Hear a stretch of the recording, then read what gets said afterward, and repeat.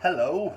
I'm going to read from my debut novel, The Adventures of Charlie Smithers. And I'm going to start at the beginning so that I don't have to introduce it really, because the beginning introduces itself. It's the first book of a series of three so far. And so I thought that perhaps there'd be people out there who might want to hear it. Okay, without further ado. Gun, Smithers! Lord Brampton held his hand out expectantly, arm rigid, fingertips twiddling with impatience, all the while never taking his eyes off the fearsome black rhino grazing placidly in the distance. I carefully handed him the heavy elephant gun, making sure the muzzle was pointing well away from either his lordship or myself. Two great bullets were loaded in those chambers. The hammers were at half cock, but I had learned the hard way it was always best to be safe, insofar as that was possible. I regret to say, however, that when in the company of my master, when he was in the company of his guns, that possibility didn't always exist. But so far so good. Lord Brampton's fingers curled around the polished walnut of the stock. There was a momentary unease when one digit slid unerringly past the trigger guard, but then it was out again without any harm being done. That part of my duty successfully completed, I pulled the small brass telescope from my belt and leveled it at the beast. A moment later, the head of the bull wobbled into view. He was big to the naked eye at 100 yards, but massive in the lens, his great horns jutting up and down while he grazed. We were downwind of him, and so far unsighted.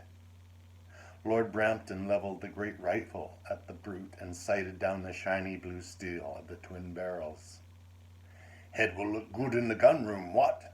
his lordship rumbled confidently in a voice too loud to be a whisper. The rhino's ears twitched, and I felt my grip on the telescope tighten, but he was only flicking away some flies. My own voice was a hoarse whistle as I cautioned his grace to silence. "Nonsense," he scoffed. "Trouble with you, Smithers, you worry too much." I knew better, of course, but I also knew better than to remonstrate further. My master was in one of his more quarrelsome moods. It was always this way when his old wound was bothering him. To accent the point, an angry growl erupted from his abdomen, the medical legacy of having so much of his intestines removed at Balaclava.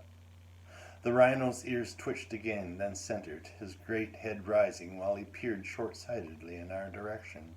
I found myself softly keening, willing Lord Brampton to pull the trigger. At last there was a deafening report as the gun discharged. A few yards beyond and to the left of the beast, a large spurt of dust heralded the usual complete miss. With a sinking heart, I focused back on him. When I did so, I saw that he, in turn, was now focusing on me, his eyes wide with surprise. Then angrily they narrowed. Oh dear. The elephant gun roared a second time. The top 2 inches of the rhino's front horn disappeared as if by magic, but that was all. When you stop to consider that the tip of that horn was in direct line between the gun's muzzle and the lethal spot between the beast's eyes, such a lack of result was really quite remarkable. The bull took a few belligerent steps in our direction to get a better look at us, his ears fanned out and alert. I think the sun must have glinted off the lens of my telescope, for it was a mere instant before he lowered his head and charged, bellowing with rage. "Missed, by God!" Lord Brampton roared, affronted. "Oh, hell," quoth I, to no one but myself. The rhinoceros had increased speed at an alarming rate. In fact, the way he was eating up the distance between us was quite impressive. Here we bloody go again. We'd been camped out on the great plain of the Serengeti for a week now.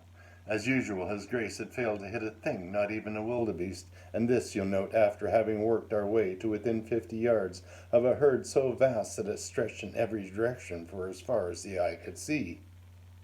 So it was with some trepidation in my heart that when we happened upon a small herd of rhinos, Lord Brampton had decided to stop and have a go at them. When I hopefully ventured to point out an inoffensive herd of zebra a short distance away, instead, he had dismissed the idea with a derisive snort.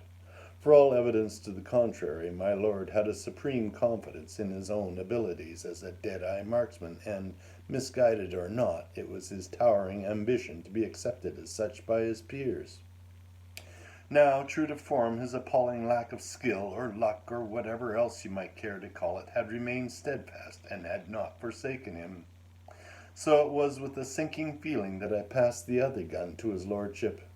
That feeling was confirmed scant seconds later, when, with the bull growing larger every second, he calmly leveled the piece and let go with both barrels at once.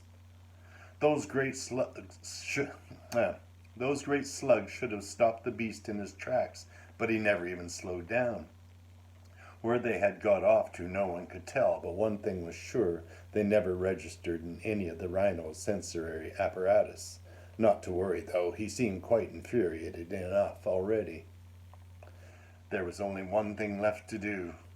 "Get out of it, my lord," I cried, and nudged him firmly toward where the horses were tethered some distance to the rear. Already they were whinnying with fright and rearing back, pulling hard on the reins. Now he turned that indignant glare upon myself. As God's my witness, I thought he was going to stand there and argue. "There's no time, sir. You must save yourself."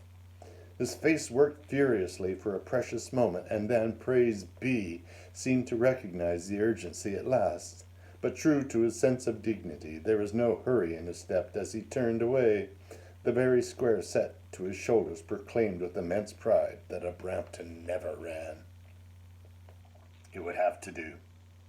Now, to assure his lordship's safety, my duty was to bring the brute's attention fully upon myself. Indeed, the time was so short as to be virtually nil. Already his great bellowing form was nigh upon me, filling the very horizon with clouds of churned-up plain in his wake. I roared my own pathetic challenge and feinted a half-step toward him, then spinning away darted off at a right angle to my master's line of escape. It wasn't necessary to look back to know that the bull had taken the bait and was now hard on my heels. The very ground was trembling as though I were running through an earthquake. So far, so good. Now, if I could but stay ahead of him for the next 20 yards or so, to where a cliff plummeted down to the Mara River, everything was going to be jake. Accordingly, I lowered my head and ran for dear life. Now, with things in hand and all my other duties temporarily suspended, so to speak, perhaps this is as good a time as any to introduce myself. Charlie Smithers is the name, and personal attendant to John Houghton, Lord of Brampton, with 5 lines in Debrett, is my occupation, has been for the past 30-odd years, back to when we were just wee lads, and him and I were playmates together. Ah, but those were the days, both of us roaming the wild Yorkshire hills with the roan deer in the sights of our wooden guns, and joyful murder in our hearts. And if that didn't serve, there was always charging in amongst his mother's flower gardens, or in our eyes obliging lines of French infantry, hacking and slashing at those prized geraniums until they were so much bloody offal. That was a life, I tell you, plenty of mischief for a couple of mean-spirited lads, and no end of it in sight neither. Hold on, I think the brute's catching me up. Not to worry, I've enough left in me for a bit more speed. Ah, that's better. Now, where was I? Right.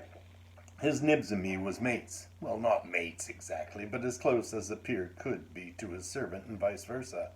I suppose that was just as well, because there was never any question I was raised to be anything other than his man, just as my dear old dad was raised to be his dad's before us, as convention demanded, and in accordance with such convention, it was through my father that I first understood what it was to be a gentleman's gentleman. It must have been one of those times after having laid waste to the flowers, because it was one of those rare instances when we were immediately taken to task. Lord Brampton was hustled into the depths of Brampton Manor by his father, the Earl, while my own father grabbed me by the scruff and dragged me off behind the stables. A gentleman was my dad, but duty was duty. "Now then, Charlie," he said, and boxed my ear repeatedly till it rang. Then his eyes narrowed while he studied my face, searching for any sign of weakness. But I had learned at an early age that giving in to such unmanly emotions was something my governor never tolerated, so I remained stolid, eyes front like a guardsman. Satisfied, he relented somewhat and laid a heavy hand on my shoulder. Now, my lad, I do allow that killing Frenchmen is only right and proper. After all, we're British, and that's why God put us here on this earth. But, and his voice was a rich source of reason, destroying her ladyship's flowers is just not on, don't you see? But, father, I piped, doing my best to sound man to man, I was simply following orders, which was the unvarnished truth, and I couldn't understand what all the fuss was about. They were simple words from a simple lad, but the effect they had on my dear old dad was remarkable, and one I shall never forget. He flung himself back like he'd just taken a musket ball square to the chest, then raising himself to his full height, eyes bulging like a surprised owl, I thought I was going to get another cuff across the head, but after a moment his expression changed to one of paternal pride. This time, more tenderly, he replaced his hand on my shoulder. "My sons," he said, his voice thick with emotion, "the day will come when you will have my position, the day, in fact, when young Master John succeeds his father, and all this carefree time of youth will be but a distant memory. There will be little ease in your life, and even less recognition." Then he grew even more solemn. "But though difficult, always remember there is no higher calling than to be of service to your gentlemen. They are a fickle race, and lack the instinct of self-preservation infused in we lesser folk. So you must see to their well-being in 1,000 different ways, because they cannot see to it for themselves. Often you must place yourself in danger's path to protect them from harm. Many's the day when you must work from dawn's first light to beyond the setting of the sun, always with their comfort foremost in your mind. You must do all these things with a cheerful heart and a Christian forbearance for their many strange foibles, but above all, and his eyes were flashes of stern duty, you must always obey." Yes, father, my own eyes were glued to his. "Even when there is a certainty of punishment, you must obey. Nay, even if there is a certainty of death, never forget your duty." "No, father." I felt entranced, like I said, a great one for duty was my dad. "This is a sacred trust, one which has served our island race well until it has made of us the foremost amongst all nations." This was a favorite topic of my old man, the part about being British and all, and I thought he was just getting started, but this time he exercised some self-discipline and contented himself by admonishing me with, "Never forget that, son." "I won't." "Good lad," he cried, then nodding affectionately, he weighed in on the other ear. And I never did forget neither. Hang on, almost there. Air rasping like hot coals in my lung, I leapt for the precipice just as I felt the lethal end of that great horn graze my backside. I chanced to glance over my shoulder and could have laughed aloud. The bull had pulled up just short of the brink, bellowing with rage at being frustrated in his desire to smash me to a pulp. For a brief moment I was elated to be free of that charging black nemesis, until I chanced to look down. With some horror I realized my escape route hadn't quite been thought through in its entirety. For now I found myself poised over thin air 100 feet above the Mara River, except that this time of year it was more like the Mara Trickle. Indeed, from this height it seemed virtually non-existent, no more than a silver thread cutting through the parched yellow of the vast grasslands below. Down I plummeted. Oh well, as the saying goes, it's not the fall that will hurt you. And I think that's where we'll stop today.